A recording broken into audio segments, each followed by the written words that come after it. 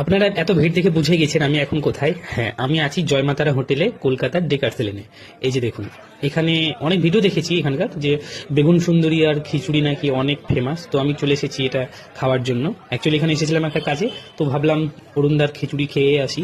হ্যাঁ, দাদারা এখানে মজা করে 50,000 60,000-এর কথা। এই যে দেখুন কত তেল, দেখুন দেখে তো একদমই ভয় লাগছে।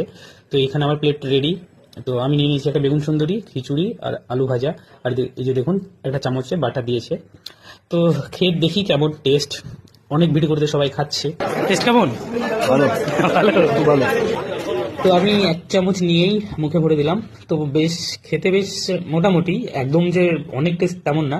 আর ওই যে ওদিকে দেখুন অরুণদা ফ্রি অ্যাডভাইস দিচ্ছে সব লোকজনকে, আর লোকজন গোল করে ধরে সে ফ্রি অ্যাডভাইস শুনছে। ওভারঅল টেস্ট বলতে 70 টাকা দাম নিয়েছিল, বেগুন সুন্দরীটা 20 টাকা নিয়েছিল। তো একদমই ফালতু খেতে ছিল, বেগুন সুন্দরীর নামে একদমই বেকার।